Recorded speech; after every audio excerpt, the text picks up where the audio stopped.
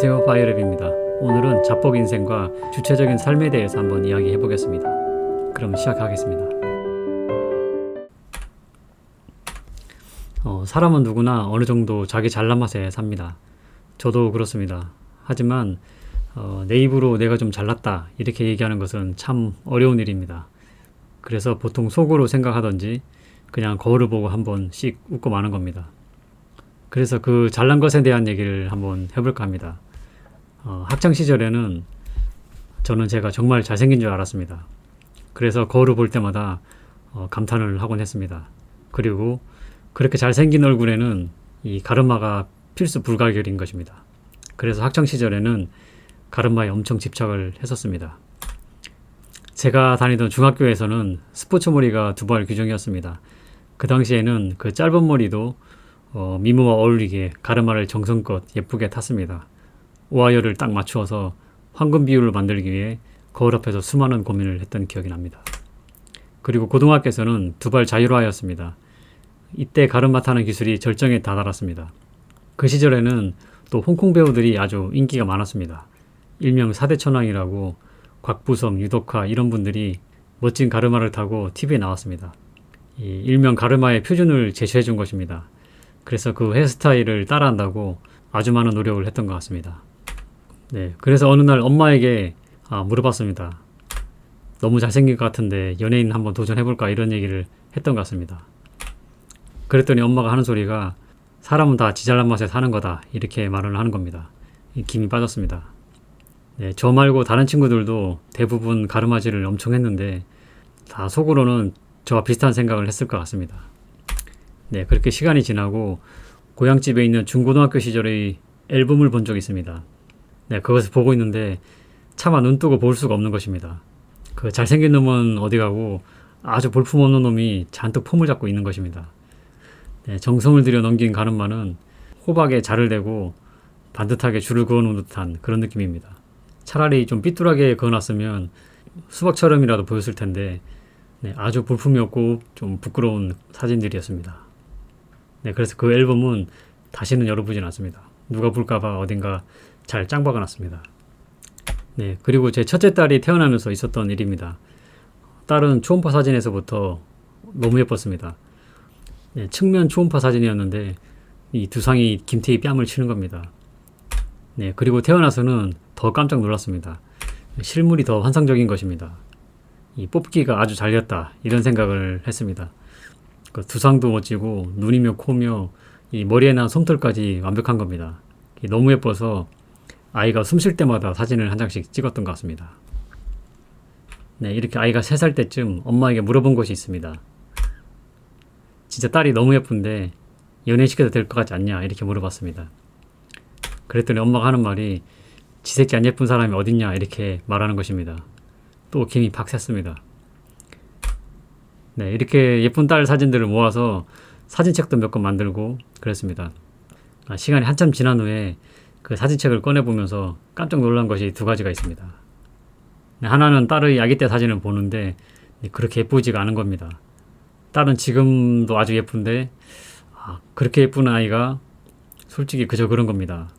그리고 2번째 놀란 것은 이 사진 속 제가 너무 젊고 풋풋하다는 겁니다. 또 나름 봐줄만하게 생긴 겁니다. 네, 불과 몇 년 전인데 그렇게 젊은 것을 보니까 사람이 이렇게 순식간에 늙어버리는구나 이런 생각이 들었습니다. 그리고 좀 슬프다는 생각도 들기도 했습니다. 네, 고양이 할 때마다 누나가 딸에게 했던 말이 있습니다. 그 누나는 딸에게는 고모가 되는 것이죠. 사실 요즘에도 하는 말입니다. 이 땡땡이는 갈수록 예뻐지네입니다. 누나의 이 말은 많은 것이 내포되어 있는 멋진 표현인 것을 알게 됐습니다. 그리고 제가 제 외모에 대한 환상을 완전히 깬 계기가 있습니다. 어떻게 하다가 제 뒷모습과 옆모습을 거울로 보게 된 것입니다. 아주 볼품이 없었습니다. 뒤통수는 납작하고 결정적으로 턱 모양이 아주 구렸습니다. 등잔 밑이 어두운 것처럼 사람 얼굴에도 사각지대가 있는 것입니다. 그 후로 전 외모에 대해서 모든 것을 내려놨습니다. 네, 이렇게 뒤통수를 보고 완전한 아저씨가 된 것입니다. 네, 이런 메주처럼 납작한 뒤통수를 보고 깨달은 것이 있습니다. 이것입니다. 내가 보는 나와 다른 사람이 보는 나는 아주 다르다는 것을 알았습니다. 네, 요즘 유튜브를 한다고 녹음을 많이 합니다. 아직도 제 목소리가 적응이 잘 안 됩니다. 목소리도 내가 하는 목소리와 남이 듣는 내 목소리는 너무나 다른 것을 알게 됐습니다. 그러면 내가 보는 나와 남이 보는 나 중 누가 진짜 나냐라고 생각을 한번 해봤습니다. 네, 나는 이렇게 내 세상에서 살고 있는 것입니다. 내 세상의 모든 것은 내가 의미를 부여한 것에만 가치가 생기는 것입니다. 그리고 그렇게 제가 부여한 의미 있는 것들 속에서 저는 존재하는 것입니다. 네, 겨울에 내리는 한방눈도 내가 부여하는 의미에 따라 아주 아름다운 것이 될 수도 있고 나중에 질퍽거리게 되는 천덕꾸러기가 될 수도 있는 것입니다. 예, 또 아무리 히말라야 산이 멋지다고 한들 저에게는 아무 의미가 없는 것과 비슷합니다. 제가 거기에 의미 부여를 하지 않으면 제 세상에서는 아무 가치가 없는 것입니다. 나는 이렇게 내 세상에서 나로서 살고 있지만 다른 사람들도 각자의 세상에서 살고 있습니다. 그리고 각자의 세상에서 각자의 의미를 부여하면서 살고 있는 것입니다. 이 딸의 세상에서는 저는 아빠가 되는 것이고 이 아내의 세상에서는 남편으로, 친구의 세상에는 친구가 될 수도 있고 뭐 형님, 동생, 선배, 아들, 네, 이렇게 각자의 세상에서 저는 다양한 의미를 부여받으며 살고 있는 것입니다. 네, 어떤 사람은 뒤통수가 납작한 메주다 이렇게 의미 부여를 할 수도 있는 겁니다. 네, 이렇게 사람들은 각자의 세상에서 의미를 부여하고 그 부여한 의미에 기대를 하게 됩니다. 네, 그리고 우리는 그렇게 부여받은 의미와 기대에 부응하고 싶은 생각이 들고 그것을 삶의 목표로 두기도 합니다. 네, 그런데 타인의 세상에서 부여받은 의미에 내 삶의 목표를 두는 것은 일종의 착한 아이 콤플렉스라고 생각을 합니다.